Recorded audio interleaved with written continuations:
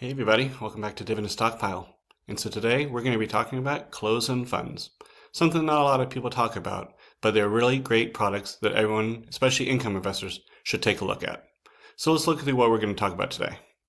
All right, so the first thing I'm going to do is talk through what a closed-end fund is, also known as CEFs. I'm going to talk about things to look for, ways to trade closed-end funds, comparison of closed-end funds to high-yield ETFs, the top 10 closed-end funds over the last 10 years, and my current closed-end fund holdings as of today. So let's get started. All right, so first up, what are closed-end funds? Well, a closed-end fund, also known as a closed-end mutual fund, is an investment vehicle that collects a certain amount of money up front, and after that initial raise, they don't issue any more shares. That's why it's called closed-end. Your traditional ETF is an open-ended fund where they can continuously add new money to the fund. With a closed-end fund, once that money is established, that's what the management team has to work with to grow their assets. And they can invest in things like bonds, stocks, they can do options, they can do a lot of things with that. But that is what a closed-end fund is. All right, so a little bit more details on closed-end funds themselves. They have a fixed number of shares, again, which are issued at the beginning of the fund. When they take in all that money, they divide it up and issue shares accordingly. And those shares can trade on the exchanges just like any other stock or ETF. The difference is we're trading the closed-end funds amongst secondary investors. We're not trading it back to the mutual fund company or the ETF company like you would in an ETF. Because there's a fixed number of shares and that they trade separately from the underlying holdings, there can be something called a premium or discount to their net asset value. So if the overall market is very bullish on the particular closed-end fund, they can be trading at a premium to what the value of the underlying stocks are. And vice versa, if they're not too keen on this particular closed-end fund, it can be trading at a discount to the net asset value of the underlying holdings. One thing that's really great about closed-end funds is they're able to use leverage, which an ETF is not able to do. So a lot of times you'll see closed-end funds with 15, 20, 25, or even 35% leverage, which allows them to invest additional money on top of what was given to them from the investors to then invest and hopefully make a lot of money.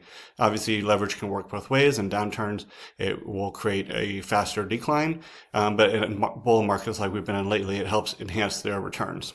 And another thing that I love about closed-end funds is it's an actively managed approach handled by professionals in the business who know what they're doing. It's not just following an index or something like that.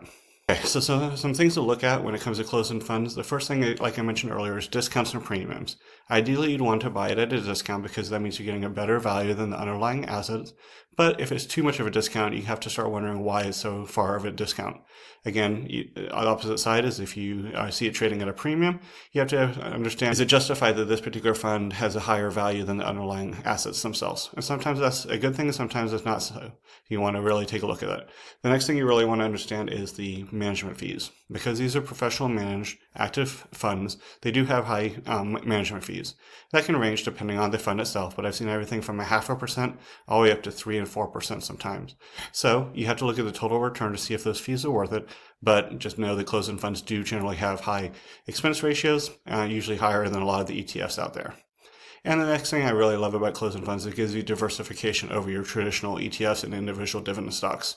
Because you have a professional manager who's operating this like a business, they are going to look at the entire market within their scope of what they can invest in and find the best deals. So usually it gives you a good amount of diversification over your traditional dividend stocks and your dividend ETFs. A couple of different ways you can trade closed-end funds. The first one is to just buy and hold, and that's what I do.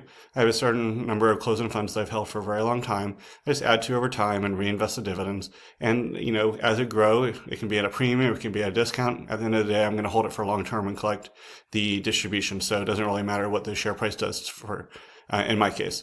Other people trade it based on how it's doing on the premium and the discounts.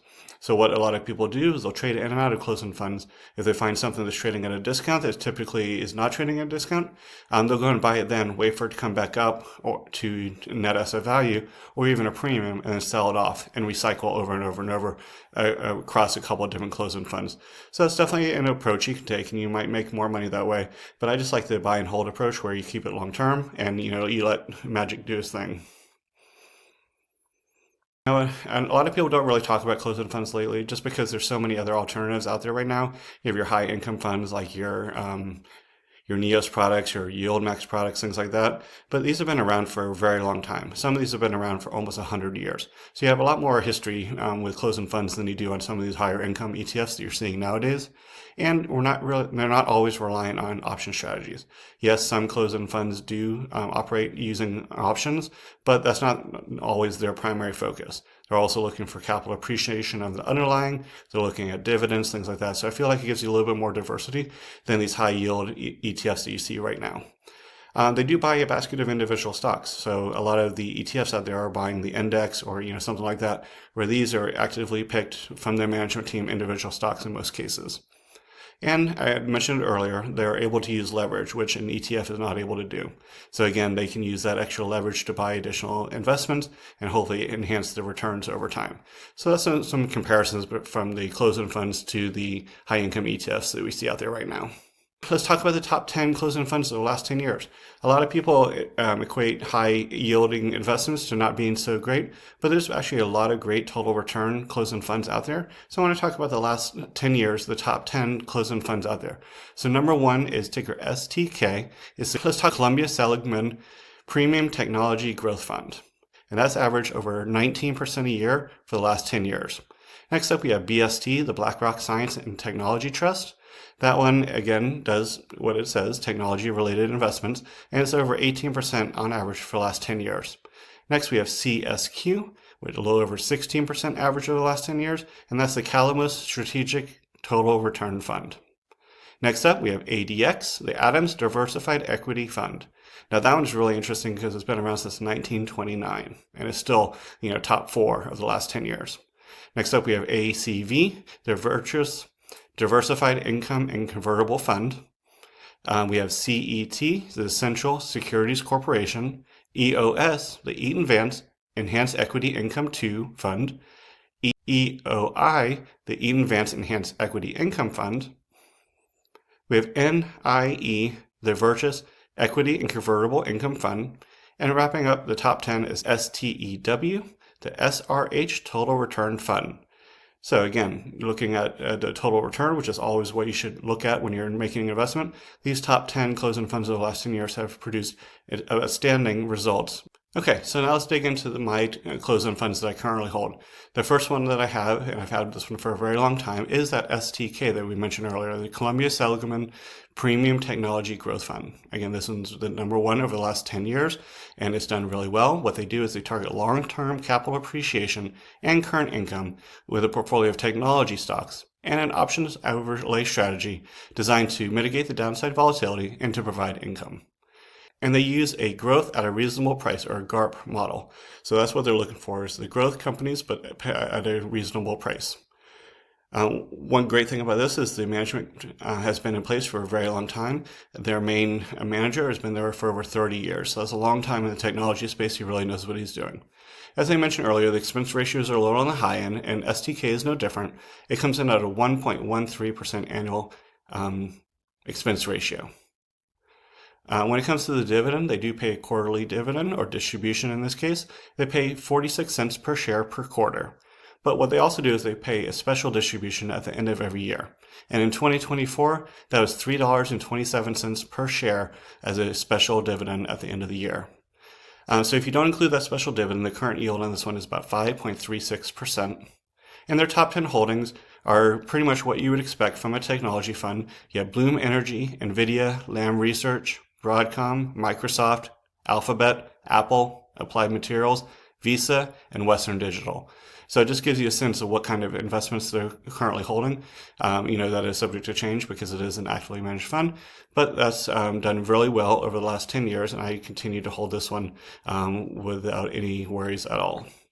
All right, next up in my closed-end funds that I own right now is ADX, the Adams Diversified Equity Fund. As I mentioned before, this one was started in 1929, so almost 100 years of history, and they invest in a blend of high-quality, large-cap companies. Their expense ratio is actually very reasonable, even cheaper than some of these high-yield ETFs that we see right now at only 0.52%, so very good. All right, they have a unique structure where they pay on a quarterly basis, but they have a set distribution of 2% a month, so 8% a year. That's their minimum that they're going to pay out, but they can add to it, and they do offer an end-of-the-year distribution as well. In 2024, that end of the year distribution was $1.96 per share. But if you don't include that, their current yield is 8.33% over the last 12 months. The top 10 holdings of ADX are very similar to STK. We have Microsoft, Nvidia, Apple, Amazon, Alphabet, Meta, Broadcom, JP Morgan. You get the idea. So right now they're looking at the large cap tech companies, generally speaking, but high quality names as you would expect. My last closed-end fund is UTG, the Reeves Utility Income Fund. And for those who want to get more information on this one, I did make a recent video on this particular closed-end fund where I met with the portfolio manager and we talked all through the details. So definitely check that out. It's popping up here on the screen today. This one's been around since 2004, and they invest in dividend-paying common and preferred stocks and debt instruments in the utility sector, just like you would expect with that name. Now, the expense ratio on this one is a little bit higher. It's 2.23%. And the reason for that is because they do use leverage in this fund. So as investors, we have to pay the interest charges on that. But again, the total return has been excellent over time. And so the expense ratio, in my mind, has been worth it. Okay, so this one's special because it does pay on a monthly basis. Right now it's 20 cents per share per month, and that was just raised about 3 months ago from 19 cents per share per month.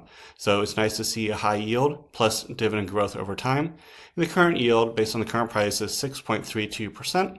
And for the top 10 holdings, they're pretty much what you would expect from a utility fund. We have Talon Energy, Vistra, Centerpoint Energy, MP Materials, Constellation Energy, IDACorp, Deutsche Telekom, Excel Energy, TXM Energy, and Entergy Corp. So again, very stable companies, excellent returns over time, and a great distribution. So those are my current closed-end fund holdings. Hopefully this gave you a good idea what closed-end funds are all about, and some of the best performing over time, and the ones that I personally hold. Now this is not financial advice, I'm not a financial advisor, but hopefully this gives you a sense on something to start your research on.